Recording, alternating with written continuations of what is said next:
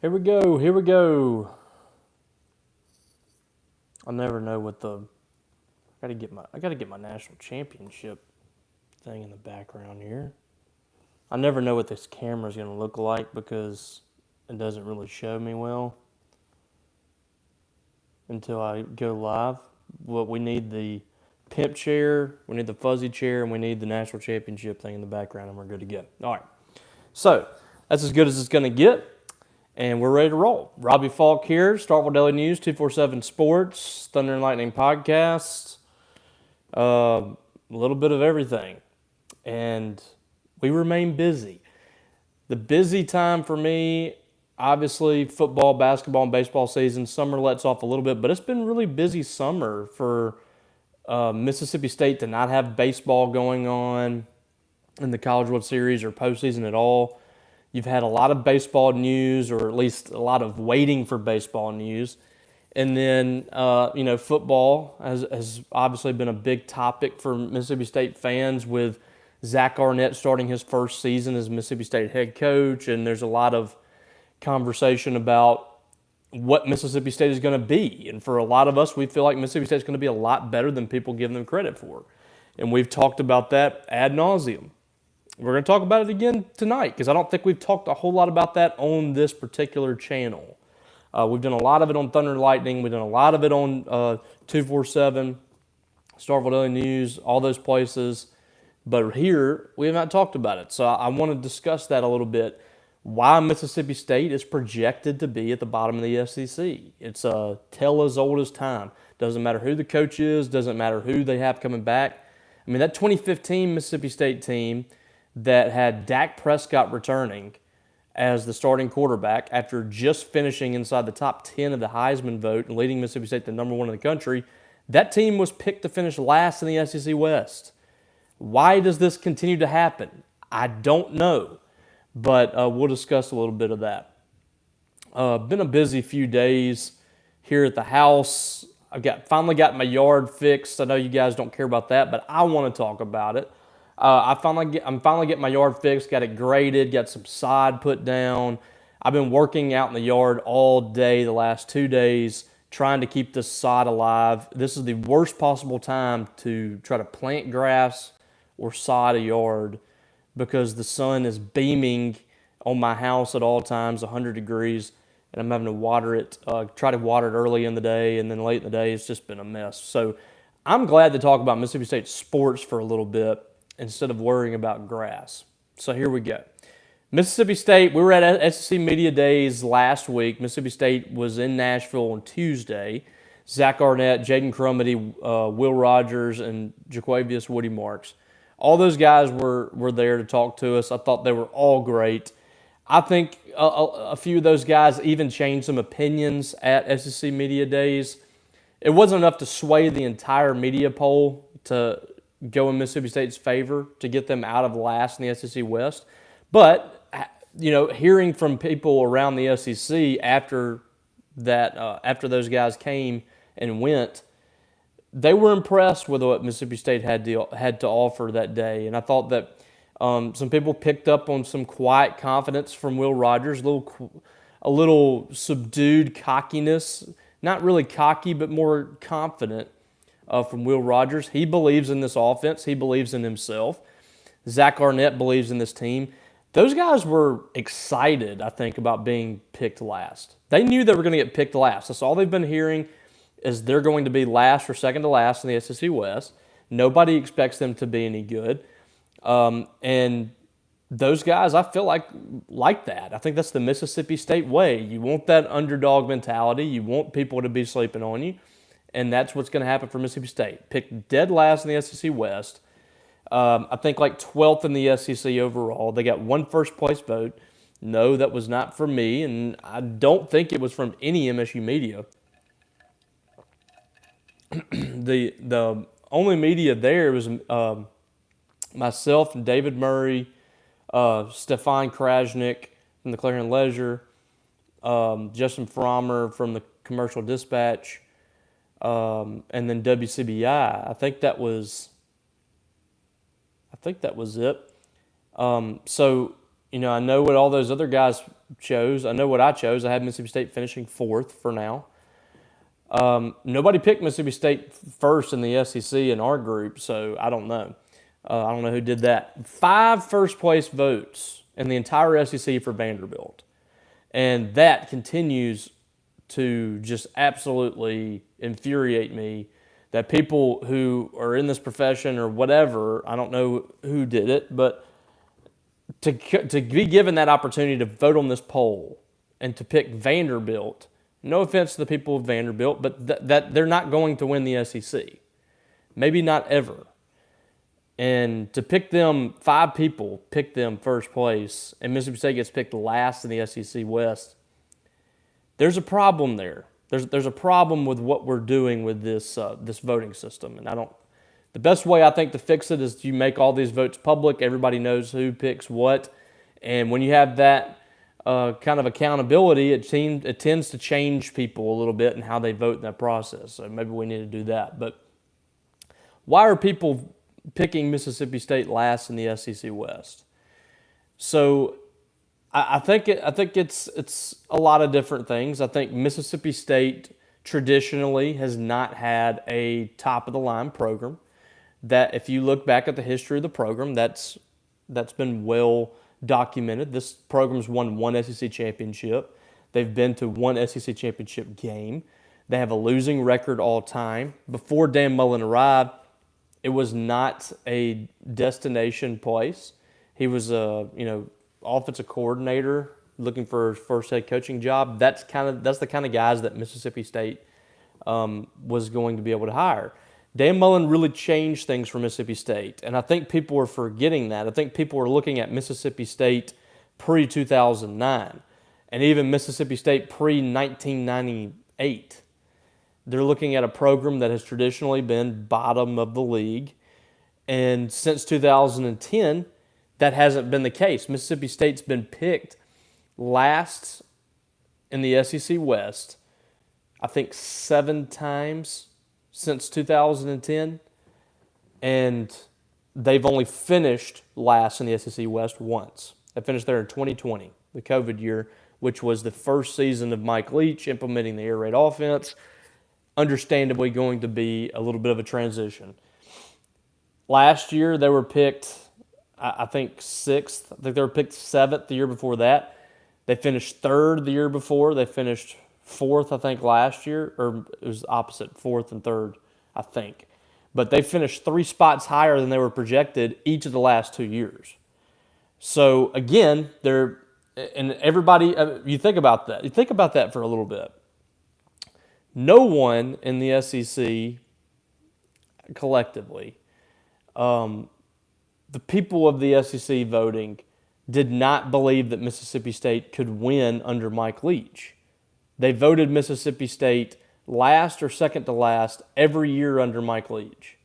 Only once did he finish last. Now you're telling me Mike Leach is gone, they're having a transition, they can't win without Mike Leach.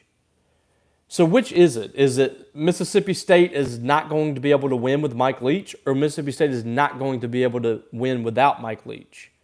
We need to keep our story straight. That's the problem I have with these projections. If you're going to say that Mike Leach's air raid isn't going to work in the SEC, Mike Leach's program is just going to be at the bottom of the SEC West just about every year, don't come back and say, oh, well, now Mike Leach is gone. They got a new coach. They're not going to be able to win. That's talking out of both sides of your mouth. That doesn't work for me. And it proves to me that you're not doing any research or not looking at anything that Mississippi State has to offer, and you're just lazily throwing them in there last in the SEC. So I appreciate the people that do their homework and realize that Mississippi State is the most veteran team returning in the entire SEC. The Bulldogs are returning more production on both sides of the ball combined than anybody in the SEC. This is a program that's returning a quarterback that is going to break every single SEC passing record that there is, to most of them. You're returning a 4-year starter at running back. You're returning a couple of 2 or 3 wide receivers that have been either starting or getting significant reps for 4 years. You're returning some offensive linemen that have been 3-4-year starters. And then on the defensive side of the ball, you've got the oldest front six, front seven might be in the country. You got a 6-year guy in Jaden Crumity, a 6-year guy in Jet Johnson, 5 or 6 years for Nate Watson. Nathan Pickering's been here for 4 or 5 years. DeMonte Russell's been here for 4 or 5 years. This is a group that's really, really old in a good way. They've played a lot of snaps in the SEC. How are they not getting credit for that? Why is Mississippi State, who was a top 5 defense in the SEC last year, number 1 in, I think, total defense last year, returning almost everybody in the front 6, why is that not being talked about? I don't understand that. So it's up to Mississippi State. And I understand the people that are skeptics of Zach Arnett. I'm totally okay with that. They don't know if Will Rogers is going to be able to handle this offense. I think it's okay to be skeptical. But to just completely dismiss Mississippi State and not say you're just taking a wait-and-see approach, that's what bothers me. So it's up to the Bulldogs. They have to come out. They have to prove everybody wrong. Zach Arnett has to prove everybody that he belongs in the SEC. Right now, I believe he's the lowest paid coach in the SEC because he doesn't have that experience. I think that he's getting fair pay for a guy that was promoted to head coach from defensive coordinator in tough circumstances. So he has to prove himself. But a great season for Mississippi State, 8 wins possibly. I would consider that a really good season for the Bulldogs, considering. You're going to see Zach Arnett get a bump in pay, and then people will have to say Mississippi State is a program to watch. I like what they got under Zach Arnett. I like the whole program. I like what he brings to the table, like the blue-collar mentality, the focus on Mississippi thing. He reminds me a lot in how he's structuring the program of Dan Mullen. Now, his personality is a little different than Dan Mullen. He's a little more gruff, but the whole principles that he uses, the hard-nosed, bring your lunch pail type mentality, I think that lines up with what Mississippi State needs. And the guys that they've had that have coached like that in the past have been successful. So I think Zach Arnett, until proven otherwise, I believe in Zach Arnett. I think he can win here at Mississippi State. But it's up to them. It's up to the players. It's up to Arnett. It's up to the coaching staff to prove everybody wrong and show that these predictions that are wrong every year are going to be wrong again this year, probably wrong again next year. So, because next year you're losing a lot of these guys, and then Mississippi State's really going to be counted out. And people are going to say, well, they lost Will Rogers, and they lost their starting running back, and they lost all those guys in the front 6. So then all of a sudden you're right back to square one. This is going to be the same conversation again next year. But for this year's team, I think they deserve a lot more credit than what they're getting. That they've proven that they can beat teams in the SEC. They can go on the road and beat Auburn. They can go on the road and beat A&M, Ole Miss. They contended with Arkansas. Should have beat Arkansas on the road 2 years ago, but they beat them last year. So this team that's returning, they've beaten most of these teams on the schedule, with the exception of Alabama and LSU, and they haven't played South Carolina. So they deserve a lot more credit than what they're getting. All right, so you guys know how this works. Throw in your questions if you got some questions, any comments, anything you want to talk about, throw them in there and we'll answer those. We'll start with Random Yoda. How many of our players are likely to get drafted into the NFL next year, and do any of our starting seniors have a COVID year that they are likely to use still? Well, Will Rogers, I think, has the possibility of being drafted. Jaquavius Marks has the possibility of being drafted. Tilly Griffin is going to have that opportunity. Jaden Crumity is going to have that opportunity. Jet Johnson, Nate Watson will have that chance as well. Nathan Pickering will have that chance. DeCamerion Richardson. I mean, I think it could be a big group. These past few years, they haven't had a huge class of guys being drafted. This could be one of their bigger classes in a while. I think there's several guys that could go because a lot of guys have been holding out and staying for another year or two because of COVID and NIL opportunities and stuff like that. So I definitely think that there's several guys that can go pro after this year. Do any of the starting centers have a COVID year? Yeah, I mean, all those guys, those guys in that class, Will Rogers in that class are the last ones that can use the COVID exemption. So Will Rogers, Jaden Wally, Jaquavius Marks, Tula Griffin. I'm trying to think who else was in that group. Yeah, that's kind of the gist of it, though.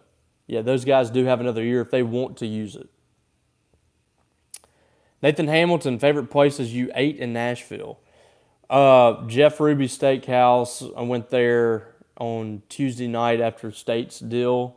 It was phenomenal. I was there with the Super Talk folks. I went with Brian, Hey Dad, and Richard Cross and all those guys, and that was a great time. We also had Matt Moscana from the Baton Rouge radio there down in Baton Rouge, and Ross Dillinger was with us as well.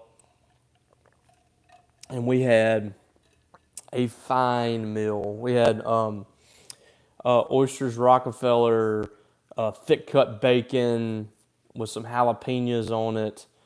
What else did we have? Obviously the steak. I had a New York strip. Brian had a cowboy ribeye. He went all out. Mashed potatoes, great mac and cheese, asparagus. It was phenomenal. Brian and I had a strawberry ice cream pie, which was incredible. That place was great. I didn't really go to any other places because we had free meals with the SEC Media Days. So we had the first night at Bridgestone Arena. We had a media meal that was fantastic. Huge buffet meal, pork loin, chicken, stuff like that, salad bar. It was really good. Some hot chicken sliders that were great. So we had that for free, and then lunch that we had the media meal as well. So it was. I didn't eat at a ton of places in Nashville this year, but one of my favorite places in the country. I'm going back to Nashville next week, so I'm gonna hit up some spots. Deshaun M. Xavier Thomas is gonna have a big year. Yeah, I don't think a lot of people are talking about him because you just don't remember him much from last year unless you followed State closely and you remember him returning punts. But he didn't do a whole lot at wide receiver because State had so many options there. So that's a guy to watch out for. I don't think hardly anybody's talking about him nationally. He's been referred to as a guy to watch as a punt returner and a kick returner. But as a wide receiver, a lot of people are not talking about him. He's a dark horse on this team. That's a guy that's a game breaker type that can really blow the top off a defense. Him and Tula Griffin, I think, are going to be explosive in this offense. I'm excited to see both of those guys. Special K, any news on the baseball portal, guys? No news yet. I think no news is good news for Mississippi State in regards to Luke Holman. The pitcher from Alabama who is basically down to State and LSU from what I've heard. I know Tennessee is in the mix as well, but I don't know what's going to happen with him. I don't feel great about Mississippi State's chances with Luke Holman. But the fact that he hasn't decided yet is good. It allowed him to step away from his LSU visit, which was last, and kind of sit back and make a decision, not be so emotional with that decision. Sometimes guys can get off that visit high. And I think the fact that he hasn't committed yet is good for State, but they're fighting an uphill battle there against LSU. So that's definitely something to watch. I think he's probably going to be a guy that commits in the next few days, I would guess. Nothing has changed from what I've heard with Braden Montgomery from Stanford. I still feel like Mississippi State is in the driver's seat with Braden Montgomery, and we'll see how that all transpires. He's finishing up, I think, in the Cape Cod leagues. I'm hearing he's going to take a visit or two. I don't expect that to be a big, long visit list of trips or whatever. I don't think he's going to go to 5 or 6 places. He could change his mind on that, but I think State's going to get a visit, and from there we'll see, who else. But I feel good about State's chances for now. We'll see what happens. Deshaun, any news on the basketball team games will be streamed next week? I think the release said that they weren't, but from what I've been told, they're still working through that.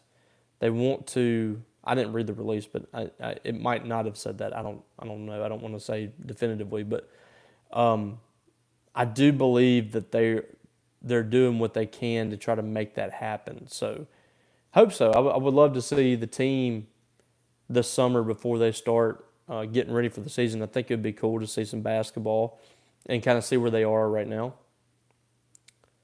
Reggie Williams, who will be the number 1 tight end? It's either going to be Rylan Goody or Jaquarius Spivey. I'm leaning towards Goody right now, but hey, I mean he has never caught a pass in college, which is crazy. And the reason for that is not because he isn't any good. It's he's dealt with injuries.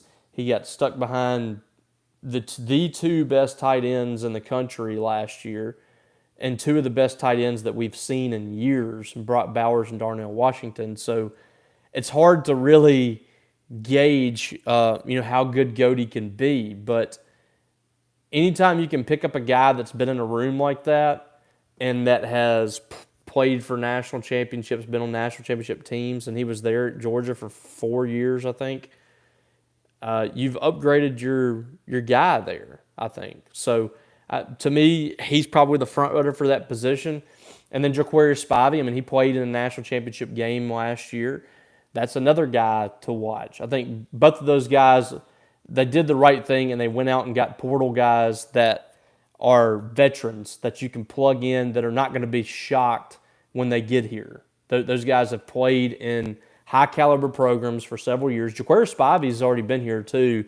So he's a guy to watch out for because he knows the lay of the land. He knows the tight end position. He knows Mississippi State. He knows the culture here.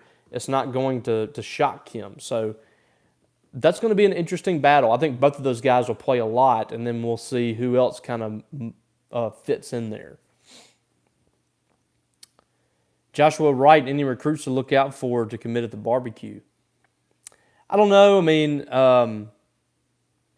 San Francisco McGee is a guy that I feel like is close. He said that he's going to take a trip to Ole Miss, I think, this weekend. So, we'll see if he makes the decision. I don't think he's that far off. So that would be one of the main ones that I watch. If Mississippi State pushes Michael Johnson, the athlete from South Panola, that's a guy that you should be watching for. Those are the 2 guys I'm keeping an eye on tomorrow. We should have a big group there from our site too. I know Paul will be there. I'm going to try to be there as well. We'll see about Steve, Rion Young possibly. So we might have a big group there to kind of report on the goings on at the barbecue, and maybe they'll let us eat something. Joe Moorhead, the first time they did that, Joe Moorhead let Paul and I come up there and get a plate. That was so nice of him. We'll see if Zach Arnett will do that too. Zach Arnett's a nice guy. I'm sure he will. Bryce Hall, do you think marketing or keeping the program consistency would help State rid itself of the image national media has about us? I think State's doing a good job with the marketing. I think they've been pushing it out well. And then the consistency piece, they've been pretty consistent. If you look at them from 2010, like I said, they've been a top 6 team from a wins perspective, from wins and losses. So they're halfway there in the SEC as far as production, and I think they're 7th in SEC wins, still middle of the pack in the SEC. I'm not saying that State should be getting first place votes, should be projected to win the SEC West. I'm not saying that, but why are they at the bottom? every year. I don't understand that. Where's Arkansas? Arkansas is the second worst program in the last decade in the SEC. And that's just the facts. Only Vanderbilt has lost more games since 2012 than Arkansas. Arkansas has been the worst team in the SEC West consistently. They've had one team, I think, since 2013. Yeah, I think it'd be 2013 that has won 8 or more games, I believe. They've had some bad years. Chad Morris, but Brett Bielema wasn't very good. He wasn't very good. Sam Pittman has helped turn the program around a little bit, but they've not been great. They won 3 games his first year, which was a massive improvement. They looked way different than they did the year before. I'm not taking anything away, but they still won 3 games. And then the year after that, I think they won 9, 8 or 9. They had a good season. And then last year, they were right back to not very good. They won 7 games. This is a big year for Sam Pittman. If they're not able to do what they need to do with KJ Jefferson being a senior and Rocket Sanders, they're in trouble. And to me, how is Mississippi State kind of the bottom of the barrel in the SEC West and not Arkansas when they've had basically one really good season in the last decade? I don't understand that. But there's definitely some kind of disconnect. People look at Arkansas differently. They look at Ole Miss differently. The perception of Arkansas, Ole Miss, Texas A&M is far greater than the reality. The reality is Mississippi State has had a better program in the last decade consistently than Ole Miss, than Arkansas, most years than Auburn. They've finished higher than Auburn most years in the last decade. And there's been some seasons in there where Auburn's had some good years, but more often than not, Mississippi State is finishing ahead of those teams. They're finishing around 4th in the SEC West. They're being projected around 6th in the SEC West every year. There's something wrong there. But the perception of some programs is far greater than reality. I look at Texas A&M. Now, Texas A&M has won more games than Mississippi State in the last decade, but they are not performing anywhere near the projections that they get every single year. And they're already starting to build up some more hype again. We're already starting to forget. I think people just wait for them to be really good because they have all this talent. But every single year, they're underperforming. They've had one year where they haven't underperformed, and that was 2020. That was during COVID. So I don't know how to change that, Bryce. I really don't know how to change that. I'm trying my best to educate these people the best I can with some of the research that I've done, and it's just not working. Nobody's listening. They have these preconceived notions, and they're just going to stick with it. So that's just where we are. Tom T, as we get into the fall, is there any position group on the football field that you look at and are worried? Not really. I'm not really worried about the secondary. I just don't really know who's going to be the ones kind of taking over back there. Sean Preston is obviously the most experienced guy back there. But other than that, you got guys that are transferred in. I like the talent back there. Jacoby Albert, I think, is going to be really good. You've got guys that have transferred in the last 2 years that they should be ready, but we don't know what that's going to look like. The fall is very important in building that. So I'm not really concerned about that right now, but it's just one of the question marks that I have for Mississippi State. I feel good about the offensive line. There's still some things that need to be figured out there on the offensive line, but I feel good about it. I feel good about what's another position that's kind of iffy. Some people would say quarterback is iffy, but I feel good about Will Rogers. That's pretty much it. You got to feel good about your wide receivers at this point. Defensive line, feel really good about that group, and linebackers. Running backs are set. So it's really down to the secondary. And Decameron Richardson, you like what you see there with him. So you need to find another cornerback to lock that spot down. Asias Furge looks to be that guy, but he's going to have some competition. And then the safeties position, I feel like Sean Preston's going to have one of those safety spots locked down, so you're looking for two more guys. So essentially 3 guys in the secondary have to step up. Random Yoda, does Chris Parson have a real chance to be QB2, or is that firmly Mike Wright?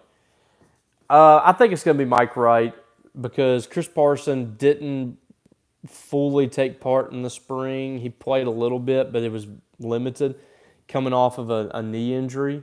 So he's just not ready yet. I mean, he's a true freshman. You can't expect him to come in and really push right away. So ideally, I think it would be Mike Wright too. I think that's who you want in that spot. You want a guy that's basically a veteran at this point, has a lot of skills. So I think bringing along Chris Parson would be great. Heath, basically the same thing. Who would you give the edge to overall? Chris Parson, Mike Wright. I think the ceiling is higher with Chris Parson. I just don't know about Mike Wright from a throwing perspective, but the running ability is unbelievable. And obviously very smart guy, very bright. His ability to retain the offense is going to probably be really good. I just don't know about the arm from an accuracy standpoint. I think Chris Parson has the edge there, and Chris is athletic. I would give Chris the edge down the line, but right now it would be Mike for me. Joshua Wright, kicking has been an issue the past 2 years. Who is leading at the kicking position? I imagine it is the UCLA transfer, Nicholas Barmira. I didn't see a whole lot to be concerned about in the spring, so that would probably be the guy that I would go with in that position. I was just going to pull up his stats to see what he did at UCLA. I thought this was a good addition for State. 15 to 21 last year, 49-yard field goal, 61 to 61 extra points. Solid. He was solid. And I know what you're probably thinking is, last year Massimo Biscardi had some, numbers through the roof coming here from Coastal Carolina and struggled. But, I think they had some injuries and things like that. So, I mean, it was, the last few years has been so weird why the kicking situation just hasn't worked. But Barmir looks good. He was, 6 of 7 as a redshirt freshman, long of 44, 30 of 31 in extra points, 14 of 21 as a sophomore, 52 of 54 on extra points, and then last year was obviously his best year, 15 of 21, 61 of 61. So, the numbers suggest that he's going to be solid. And that's what you need. You just need somebody that's going to be solid. I've always said, can you get a guy that's going to be absolutely automatic inside 40 yards? When you have a 38-yard field goal, can you set your watch to this guy nailing the kick?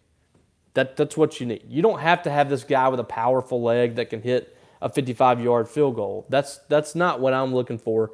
I want the guy that's going to be inside of 40 yards absolutely automatic, because that's where the bulk of your attempts are going to come from. So can he give you 3 points every single time you get in the red zone? If you get in the red zone, you don't convert, you're going to get 3 points out of it. That's what you're looking for. You don't want an empty possession after getting inside the red zone. So that's what they need out of Barmira.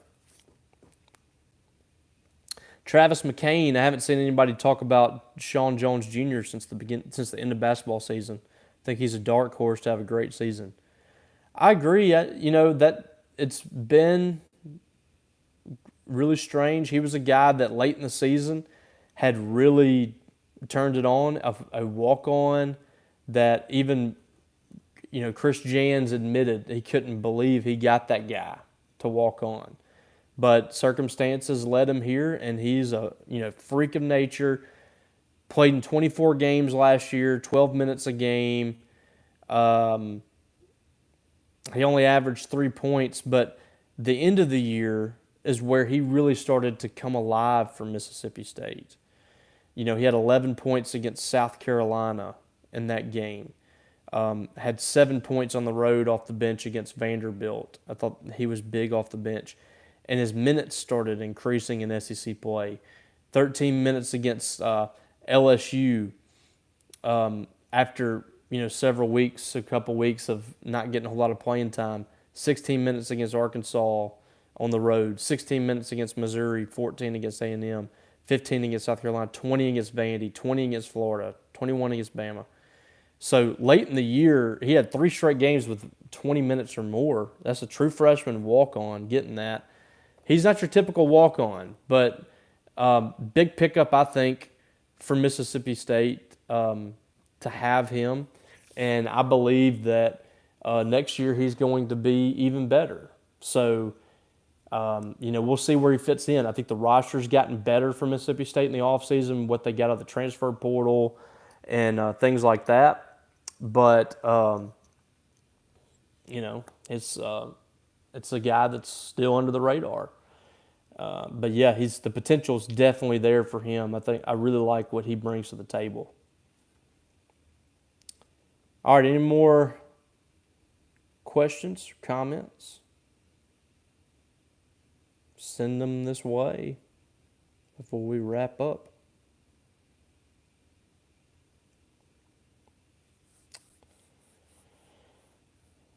All right. We'll call it quits then. I appreciate you guys. I haven't been on here in a few weeks, so I felt like it would be good to get back on here and talk again with a little Talkin Dawgs. Always appreciate you guys stopping in. These are going to become more frequent here pretty soon. Football season right around the corner. We got fall practice starting back up pretty soon, so we'll have some reports from there and stuff like that. Again, if you aren't subscribed to this channel, please go ahead and do it. I've been dropping some content, had some content from SEC Media Days. We got our some stuff from our Thunder and Lightning Catfish Tour on there, so you guys can watch that and watch back some of those videos to see how we did there. Just had an absolute blast with Brian doing those. I'm really going to miss those guys from Superior. We had a great time. Just really enjoyed the friendships we built there, getting to go around the state, eat some great catfish, meet some cool people, and I'm looking forward to doing that again next year. If you know a restaurant that's got Superior catfish, let them know that we want to come. We want to come see them. If they don't serve Superior catfish, tell them to serve Superior catfish so we can come. And if you don't know anything about Superior, I encourage you to go get you a box somewhere, get it shipped or something. Get you some Superior catfish. It's the best catfish I've ever had. And I'm a big catfish guy. I love catfish. So make sure that you do that. But other than that, I appreciate you guys. I hope you guys have a great rest of the week. We'll try to get back on here hopefully next week. Maybe talk a little bit of recruiting. If something comes from that barbecue coming up. So yeah, we'll do that for sure. All right, guys. Other than that, I guess we'll get on out of here. Hope you guys have a great rest of the week. I'm going to get back to working on this sod out here. So we'll see how that goes. Later.